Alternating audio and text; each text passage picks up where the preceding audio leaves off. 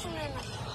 ও আমি কি রে ভাই, আর বলিও না ভাই, ভাতার আমার একটা কথা শুনে না। তুমি তো নিজের পছন্দ করে বিয়ে করেছো। ভাতার আর সরকার আমরা নিজেরাই পছন্দ করে করি, পরে ভাতারও কথা শুনে না, সরকারও কথা শুনে না।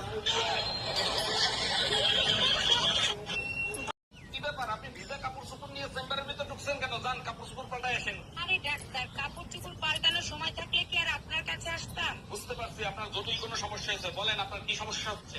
ডাক্তার, বিয়েতে যাচ্ছিলাম, বৃষ্টিতে ভিজে গেছি, কাপড় শুকানোর একটা ওষুধ লিখে দেন তো। অনামিকা, তোর বাবা তোর কি বললো তোর মনে আছে তো? তুই যদি এবার পরীক্ষায় ফেল করিস তা তোর বাবা তোর সবজি দোকানে বসে রেখে দেবে। কি রেডি তো? হ্যাঁ আমি রেডি। তাহলে একটু বল দেখি। আলু পুরি, বেগুন পুরি, ঝাল পুরি তাড়াতাড়ি আসেন, পাতা সবজি সস্তার মাল।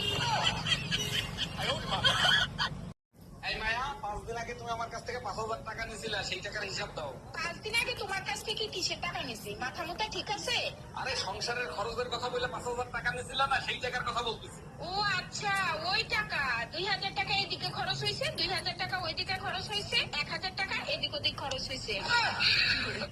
এই মায়া, 5 দিন আগে তুমি আমার কাছে আমি যদি নতুন জামা কাপড় পরি, আমার আশেপাশের হোটেলেরা এরম করে চাই। নতুন জামা কাপড় পরা পছন্দ করে না, হিংসা করে আমাদের। তুই নাম ধরে ডাকিস কেন? তোর জন্য আমার মেয়েও আমাকে নাম ধরে ডাকছে। ঠিক আছে, তাহলে আজকে আমি তোর মা বলে ডাকবো, তাহলে মেয়েও তোর মা বলে ডাকি।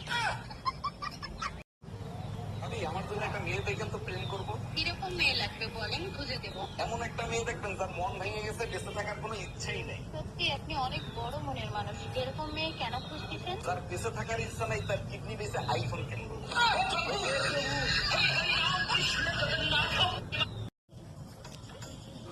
বলছি, তুমি আমার সোনার হাতটা দেখেছো? না। দেখবা কি করে? নিজে নিজে তবে তো দেখবো কত বড় নির্দেশ।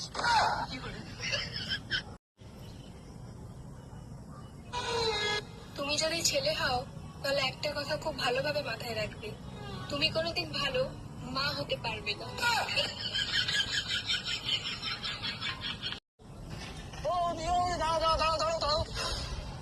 ওই তো আমার চিনতে পেরেছো? কই না তো, তোমার তো আমি ঠিক চিনতে পারলাম না। কে তুমি? ওই দিঘান্তে 5 বছর আগে আমি বাইরে কাজ যাচ্ছে না তো, তুমি আমার 100 টাকা হাওলা দিয়ে মনে পড়েছিল তোমার?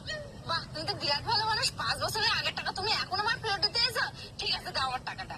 না মানে তোমার এখানে দাঁড়িয়ে দেখলাম তো, তাই ভাবছিলাম যদি আর 100 টাকা দিতে। ও পৃথিবীতে দেশ কয়টা? একটা।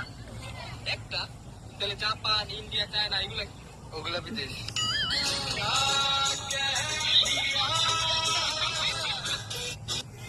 পৃথিবীতে